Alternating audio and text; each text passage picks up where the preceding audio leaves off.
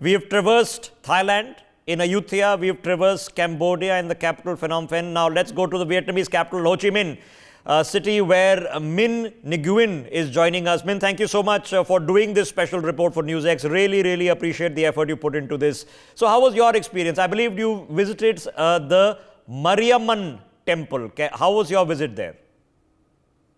So when I come here, the first thing I feel is very spiritual. Okay, everything is very quiet. I stay inside and I listen to my soul and feel very relaxed. And then the second thing is I super fascinating with all the structure, the material, and the architecture from here, from the color, from the god, and from the way that they make all this beautiful sightseeing. Okay, all the temple, and then the main color is gold and yellow, which make the temple much more lighter. And another one is I'm super fascinating is a lot of people come in, local people, right, tourist people, and Indian people. They come here to do their worship and to pray and ask pray for their luck. So Minh, what have you learned about that temple particularly today that perhaps you weren't aware of earlier? Okay, so this is not my first time to visit this place. It's actually 6 years ago. Me and my friend was here, but we just do a quick tour around in the main floor. And one thing I don't know about this place is they have an upper floor, which is the second floor, and then they have so many statues and a place to worship in an open area in the second place. Okay. So next time, if I come with my friend or family, I definitely take them to both floors, the main floor. Now I know you filed that report for us, and we'll just go to that in just a second. But so, what stood out most in the temple complex? We can see it behind you. What stood out most to you while you were filing the report? Okay, so the thing that surprised me the most is definitely the structure and the material. As we know, it's Vietnam used to be a colony of French, and later on is the colony of the United States. So our architecture is a little bit of Western style. Interesting. But here, when you come to this temple, everything is Asia and purely Hindu. So yeah, first thing I look, I said, oh, the color is why so many colors mixed together, and then it's make a perfectly beautiful temple. Okay, Minh, I have to ask you this. It's a question that all of us don't perfectly know and understand because the history oftentimes is rather vague. But what does the words Champa or the Champa kingdom actually mean to you? What does Hinduism mean to you? How do you understand it sitting there in Ho Chi Minh City?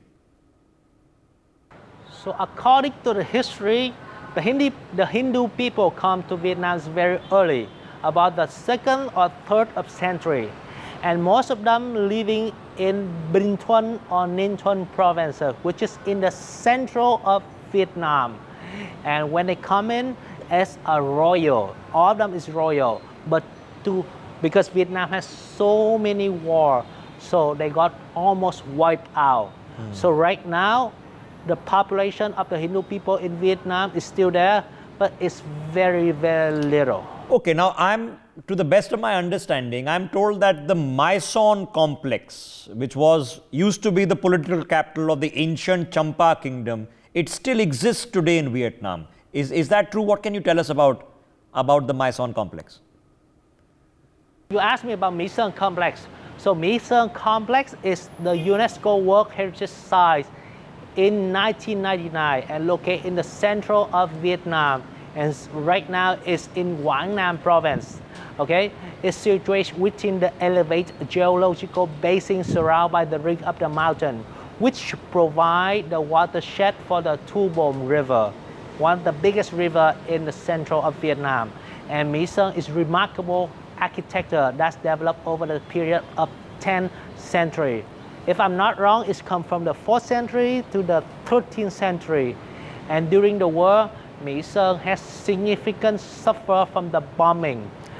But after 1975, when we got independent, the conservation and the restoration work is begin.